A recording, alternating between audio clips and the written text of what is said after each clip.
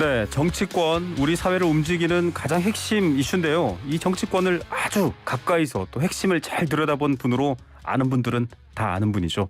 대구 가톨릭대 장성철 특임 교수 스튜디오에 모셨습니다. 어서 오십시오. 안녕하세요. 장성철입니다. 네, 제가 앞서 이렇게 소개해드린 이유가 워낙 네. 또 주요 정치인들과 함께 현장에서 많이 정치 활동을 하셨기 때문에 국회에서 26년 있었습니다. 그렇습니다. 네. 김무성 대표와도 또 네. 함께 오래 하셨고, 자, 그런 정치의 속살을 잘 아시는 분이기 때문에 오늘 한번 기대를 해보겠습니다. 자, 안철수 대통령직 인수위원장 뭐 국무총리 하시겠다 다들 예상을 했는데 맞지 않겠다. 네. 당으로 돌아가겠다. 뭐 네. 돌아가겠다. 좀 그런 선언을 하셨고 네. 갑자기 한덕수 전 국무총리가 급부상했습니다. 네. 이분은 뭐 김대중 노무현 정부 다 거치신 걸로 이명박 정부까지 알려져 있는데 배경 어떻게 보세요? 안정에 방점이 있는 것 같아요. 아, 그리고 경제에도 방점이 있고 네. 통합에도 방점이 있고. 왜냐하면 김은혜 대변인이 방금 전에 얘기했잖아요. 네. 내각을 안정적으로 이끌 수 있는 분, 부처 간의 유기적인 협조를 이끌어낼 수 있는 분. 이런 분은요. 결국엔 경험이 많아야 돼요. 네. 경륜이 있어야 되고 이미 총리를 해봤다거나 네. 정부 내에서 일했던 분. 그런 분이 이 내각을 안정적으로 이끌 수 있지 그걸 경험 안 해봤던 분은 이끌기가 어렵다. 왜냐하면 한덕수 전 총리 같은 경우에는 총리도 하셨고요. 네. 또 뭐 부총리도 하셨고 경제부총리. 주미대사도 하셨고 맞습니다. 이런 상황을 보면 여러 가지 경륜에서 상당한 높은 점수를 받은 것 같고요. 결국에는 네. 이 총리 임명이라는 게 국회에서 민주당의 협조를 얻지 못하면 인준이 안 되잖아요. 그렇죠. 다른 장관은 뭐 대통령이 그렇죠. 인준 결과 상관없이 갈 수 있지만. 아니 뭐 신경 안 쓰고 저는 제가 임명하겠습니다 이러면 되는데 총리는 국회에서 인준을 해줘야 돼요. 맞습니다. 노무현 정권 때 총리를 이미 한번 경험을 하셨기 때문에 네. 민주당으로서는 한덕수 총리를 딱 지명을 했을 때 국회에서 그렇게 반대하기가 어려울 것 같다. 네. 그리고 예를 들면 또 그렇게 큰 흠이 없을 것 같아요. 네. 이분이 뭐 기후변화 협약 무슨 위원장도 맡으시고 무역협회 회장도 맡으셔가지고 그렇게 뭐 새로운 의혹이 나오지도 않을 것 같다. 그래서 네. 인준에 가장 안정적으로 통과시킬 수 있는 분이 한덕수 전 총리였다. 그래서 네. 유력하게 떠오르고 있다. 자, 라고 말씀드려요. 한덕수 전 총리 안정 두 단어로 이해를 하시면 될 것 같습니다. 뭐 야당과의 여러 파열음도 줄이면서 그렇죠. 실무적으로는 다양한 경험이 있는 분을 내세워서 네. 좀 안정적으로 운영하겠다. 맞습니다. 지금 사실 인수위 자체도 굉장히 여론의 중심에 좀 그렇죠. 부정적으로 섰기 때문에 네. 그런 것 같아요. 그런데 뭐 이미 여러 인사들이 또 과거에는 반대당이었지만 그렇죠. 합류했던 뭐 김한길, 박주선, 또 김병준 이런 분들이 네. 지금 거론되는데 뭐 이강으로 압축된다 이런 평이 있더라고요. 그렇죠. 김한길, 박주선, 김병준 이 분들은요. 기본적으로 인수위 측에서 계속 얘기해왔던 경제 컨트롤 타워를 하겠습니다. 라든지 네. 통합형이라든지 아니면은 안정적으로 내각을 관리할 수 있다라든지 이런 부분에 있어서는 조금 좀 배치되는 것 같아요. 네. 그래서 경제에 방점이 꽂혀져 있었던 총리였기 때문에 임종령 전 금융위원장도 네. 유력하게 검토가 됐었지만 지금 현재 분위기는 한덕수 전 총리로 집중되는 상황입니다. 네. 뭐 박주선 전 국회 부의장 같은 경우에는 이제 김한길 전 대표를 약간 응원하는 듯한 인터뷰를 하셨더라고요. 네. 꼭 그렇게 전문적이거나 네. 실제 그런 뭐 그 국가의 어떤 행정부 운영에만 전문적일 필요가 있느냐. 아니 근데 김한길 위원장 같은 경우에는요 민주당을 깨고 네. 창당을 했던 분이잖아요. 파열음이 있었죠. 네, 그러니까 민주당에서 김한길 위원장을 딱 이제 총리로 지명했을 때 국회에서 인준 받기가 상당히 어려웠을 것 같고 네. 이분은 정치를 그동안 오랫동안 해왔기 때문에 여러 가지 검증에 있어서 정치적인 공격을 당할 가능성이 높아요. 네. 그렇다면 총리에 대한 능력 부분보다는 정치적인 논란에 휩싸일 것 같아서 그런 부담감을 당선인 측에서 짚고 싶지 않았을 것 같습니다. 예. 자, 뭐 윤 당선인의 총리 인선 핵심이 청문회 통과다라고 할 만큼 이제 검증 공세 의식하고 있는 부분도 말씀해 주셨습니다. 네. 과거에도 사실은 이런 주요 인물들의 청문회 준비 많이 하셨잖아요. 네, 많이 했죠. 뭐 사실 한덕수 전 국무총리 같은 경우는 지금 많은 정보가 공개돼 있는데 네. 무난하다고 보십니까? 무난한 것 같아요. 이분은 계속 공직 생활을 하셨고 최근에도 뭐 어떤 협회라든지 네. 이런 곳에서 몸 관리를 잘 하셨기 때문에 새로운 의혹이 안 나타날 것 같아요. 물론 우리가 알 수는 없죠. 예를 들면 부동산 투기를 했다라든지 네. 아니면 다른 어떠한 뭐 일에 연루됐는지는 모르겠지만 기본적으로 이 정도까지 유력한 것으로 검토가 된다면 인수위 차원에서도 인사검증위원회 TF를 구성을 했잖아요. 네. 거기서 면밀하게 여러 가지 사항들을 검토했을 거예요. 그렇기 때문에 의혹 제기되는 것들이 별로 없지 않을까. 그래서 무난해 보인다라고 말씀드립니다. 뭐 이렇게까지 또 오늘 인수위 또 김은혜 대변인의 말까지 보면은 네. 어느 정도 가닥이 잡혔다라고 봐야 되는데 깜짝 반전 같은 거는 기대해도 없다라고 보여지고요. 네. 내일은 아마 이렇게 지명을 안 할 것 같고 네. 금요일 아니면 내일이 금요일이죠. 네. 내일 말고 그러면 대략 일요일 정도에 네. 윤석열 당선인이 직접 저의 초대 내각의 총리는 한덕수 전 총리입니다라고 하면서 직접 소개하는 이벤트를 갖지 않을까라고 네. 기대도 해봅니다. 네. 한덕수 전 총리 측에서도요. 뭐 구체적인 연락을 온 건 아니지만 준비하고 있는 듯한 뉘앙스로 인터뷰를 했기 때문에 아니 사실 이렇게 구체적으로 연락이 와가지고요. 제가 지금 그렇죠. 엄청나게 준비하고 있습니다. 네. 이렇게 얘기 못 하잖아요. 그렇죠. 그럼에도 불구하고 뉘앙스는 준비하고 있다 그렇죠. 이렇게 얘기가 되더라고요. 네. 자, 알겠습니다. 자, 이렇게 되어 있고 또 하나는 안철수 위원장의 향후 행보입니다. 이게 어떤 수로 읽어야 될까요? 당으로 들어가겠다. 뭐 당대표 이후에 다시 또 나는 차기 대권을 본다 이건가요? 그러니까 지금 전통적인 여의도 문법으로 이 안철수 위원장의 행보가 해석이 안 돼요. 네. 솔직히 저 같은 경우에는 제가 안철수 위원장 참모라면 네. 자 국무총리 가셔가지고요 행정 경험 쌓으시고요 그렇죠. 예전에 문재인 정권 초대 총리였던 이낙연 전 총리가 했던 길을 밟아가면은 이제 대권 후보로 반석에 설 수 있습니다. 그러고 난 다음에 총선 전에 당으로 들어와서 본인들 사람들을 대략 네. 몇 명 정도 공천을 해주고 그 사람들 당선시키고 그 세력을 기반으로 해가지고 다음번 대선에 도전하시죠. 네. 저 같으면 그렇게 얘기했을 것 같아요. 근데 안철수 위원장은 저희가 총리 안 할게요 이랬습니다. 네. 저 그리고 뭐 경기도지사 출마 안 할게요. 네. 그리고 당대표는 지금 이준석 대표 임기가 내년인데 그거는 네. 뭐 말이 됩니까? 이런 식으로 다 안 한다 그래요. 네. 다 안 한다 그러면은 정치를 뭘 갖고 하려고 할지 저는 네. 상당히 의문인데 중요한 정치인이요. 정치적인 비중과 대권에 출마하기 위해서는 양 날개가 필요해요. 네. 하나는 뭐냐면 국민적인 지지율이에요. 네. 지금 안철수 후보, 위원장 국민적인 지지율이 그렇게 높지 않잖아요. 네. 그리고 국회 내에서 자신을 따르는 국회의원들 세력이 있어야 돼요. 조직이 있어야 되는군요. 없잖아요. 지금 3명밖에 없잖아요. 뭘 가지고 다음번 대선을 도전하려고 하는지 저는 솔직히 이해가 안 가고요. 그래서 국무총리직을 거부를 한 게 결국에는 안랩 주식을 백지 신탁하기 싫어서 그런 것 아니야? 라는 꼬리표가 계속 따라다닐 것 같아요. 그렇죠. 지금 여러 언론에서도 사실 그런 얘기들을 네. 많이 하고 있습니다. 네. 이게. 대략 이제 오늘 가격으로만 봐도 한 2,500억 정도 되는데 네. 본인은 아닙니다. 제가 뭐 서울시장 출마도 하려고 했었잖아요. 네. 뭐 주식 상관없습니다라고 하더라도 반대 측에서는 에이 주식 때문에 돈 때문에 총리직을 발로 차버린 사람이에요. 정치할 자격 없어요. 그런 식의 공격을 할 것 같아요. 그 공격을 어떻게 안철수 위원장이 방어할 수 있을까 상당히 좀 저는 깨우뚱하고 있습니다. 예, 사실 뭐 단일화 과정의 어떤 드라마틱한 순간까지도 뭐 여러 말들이 나오고 여러 그렇죠? 정보들이 흘렀기 때문에 그런 부담들 앞서 말씀하셨듯이 첫 총리에 대한 부담감 뭐 여러 가지 가능성 이런 것도 본 것 같습니다. 아니 근데 그 부담감이 있더라도 본인이 대통령의 꿈이 있다면 네. 권력 의지를 갖고 그런 어려움과 맞서야 부담감을 극복을 해야죠. 네. 저는 지금요 서울시장도 출마하고 대선도 출마해가지고 제가 방전이 됐습니다. 저 충전해가지고 올게요. 그러거든요. 네. 정치인들은요 충전하는 게 쉬면서 충전하는 게 아니에요. 정치적인 활동을 하면서 국민들의 지지와 성원을 받으면서 충전을 하는 거예요. 네. 그래서 뭔가 좀 잘못 생각하고 있지 않나라는 아쉬움이 있어요. 자, 여의도 문법 1타 강사 대구 가톨릭대 장성철 교수의 평가와 이야기였습니다. 뭐 이준석 당대표와는 사실 정치적으로는 시작부터는 굉장히 밀접했지만 지금은 굉장히 날선 사이잖아요. 껄끄럽죠. 당으로 돌아가겠다. 방금 말씀하셨지만 돌아가도 그렇게 뭐랄까요? 할 게 없어요. 네. 뭐 상황이에요. 상임 고문 정도 맡고 본인을 따랐던 의원들이나 정치인들을 네. 최고위원회 좀 임명한다든지 네. 중하위 당직에 임명한다든지 아니면 이번 지방선거 때 공천을 달라고 할 것 같은데 그거 외에는 특별히 이준석 대표랑 부딪힐 것도 없을 것 같아요. 네. 현직 의원도 아니기 때문에 그렇죠. 뭘 하겠어요?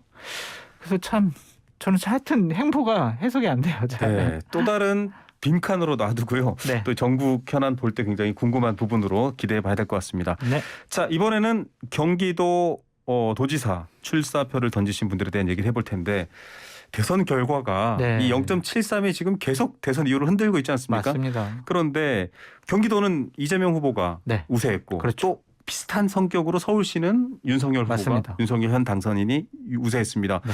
그래서 지금 경기도에 굉장히 관심이 많은데 네.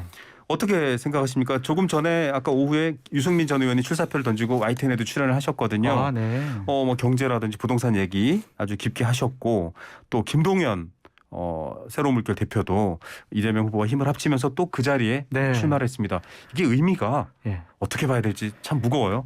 경기도가요. 이제 이번 지방선거의 가장 핫플레이스가 됐다라고 네. 말씀을 드립니다. 거의 이제 대권 후보급들이 나오는 선거가 돼버렸어요. 네. 김동연 대표도 본인 대권 후보 끝까지 한 며칠 남겨놓고 그만뒀지만 대선에 출마했었고, 유승민 대표도 국민의힘 경선에서 떨어졌지만 지난번 2017년도에도 대선에 출마했고 이번에도 대권의 꿈을 버리지 못했잖아요. 네. 대권 후보들 간의 싸움이 벌어질 것 같아서 재밌을 것 같고, 대권 2차전 같이 그렇죠. 가고 있군요. 그 또 하나는 누가 경제 전문가냐, 네. 누가 경제적으로 훨씬 더 경기도민들에게 설득력 있게 경기도 발전 방안에 대해서 설득할 수 있을까? 네. 그것도 재미있는 포인트 같아요.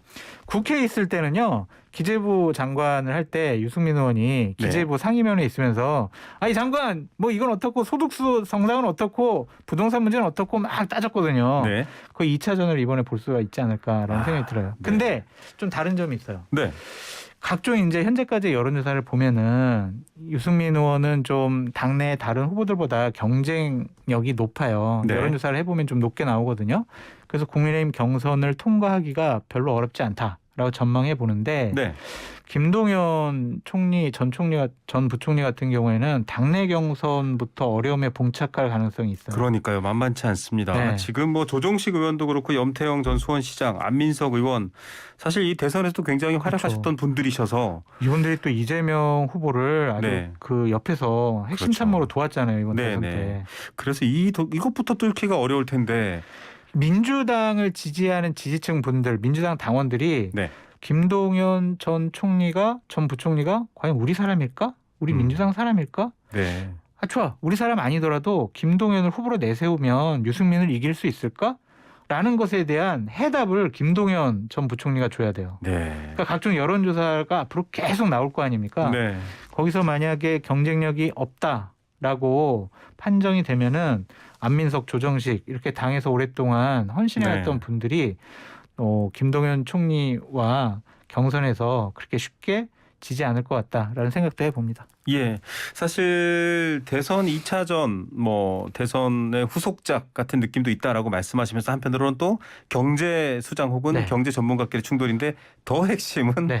과연 이재명의 빈자리를 채워서 나갈 그렇죠. 민주당 내 경쟁력이 있느냐가 핵심이다. 네. 이거를 또 김동연 후보가 예비 네. 후보가 어떻게 풀어갈지를 좀 잘 살펴봐야 되겠습니다. 장애물이 엄청 많아요. 100m 네. 달리기 해야 되는데요. 네. 장애물이 한 100개가 되는 것 같아요. 출발선부터 지금 어려운 1m마다 상황이네요. 장애물이 있어요.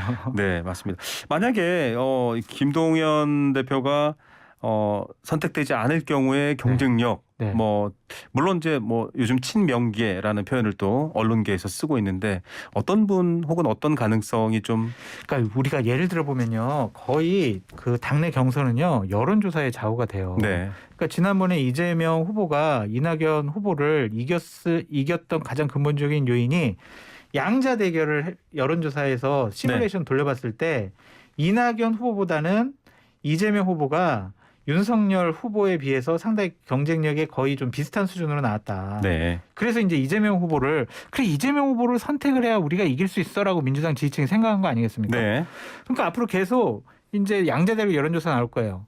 김동연, 유승민, 안민석, 유승민, 조정식, 유승민 이렇게 여론조사를 양자대결 했을 때 네. 거기서 누가 더 경쟁력이 높게 나오느냐 네. 그것에 따라서 민주당 당내 경선 결과는 달라질 수 있다라고 말씀드립니다. 경선이 붐업이 돼야 될 텐데요. 또 어떻게 될지 그 밴드웨건 그러니까 좀 효과가 그렇죠? 있을지 봐야 될 것 같습니다.